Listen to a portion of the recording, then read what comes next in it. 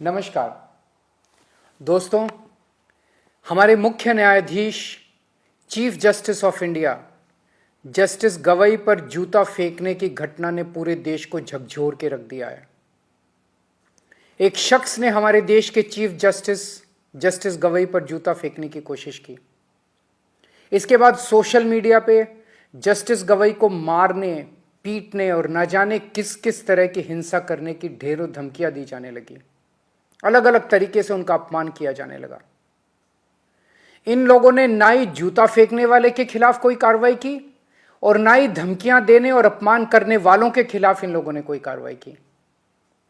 ऐसा लगा जैसे ये सब एक सुनियोजित, सिस्टमैटिक तरीके से किया गया एक षड्यंत्र है।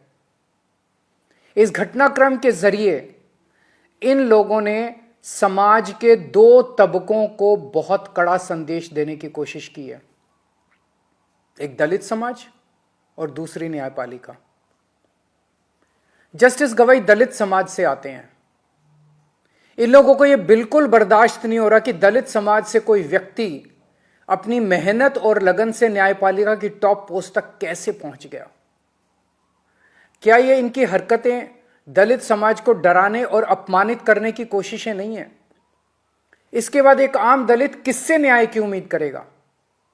क्या इससे दलितों पर अत्याचार करने वालों और उनसे नफरत करने वालों के हौसले बुलंद नहीं होंगे? इस पूरे घटनाक्रम से देश की न्यायपालिका को क्या संदेश गया है कि अगर देश के मुख्य न्यायाधीश पे हमला करने वालों पर कोई एक्शन नहीं हुआ तो दूसरे जजों को कौन बचाएगा? फिर इस घटना के बाद कोई भी जज न्याय के हक में और इन लोगों के खिलाफ ऑर्डर करने से घबराएगा।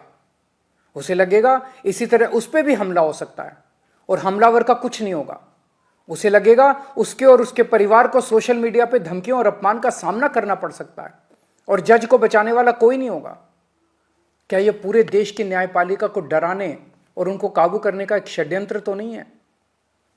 जूता फेंकने वालों को और चीफ जस्टिस को धमकियां देने और उनका अपमान करने वालों को ऐसी सख्त सजा दी जाए कि भविष्य में कोई न्यायपालिका के खिलाफ खिलवाड़ करने की हिम्मत ना कर सके।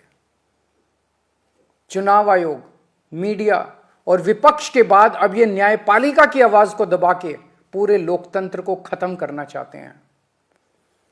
न्यायपालिका की स्वतंत्रता हमारे देश के अस्तित्व के लिए अहम है। न्यायपालिका का यह अपमान देश के संविधान का अपमान है, बाबा साहेब का अपमान है। यदि आप सच्चे देशभक्त हैं तो आप चुप नहीं रह सकते। बोलिए, उठिए और न्याय की रक्षा के लिए आवाज उठाइए। मेरी तरह आपका भी खून जरूर खोल रहा होगा। जय हिंद।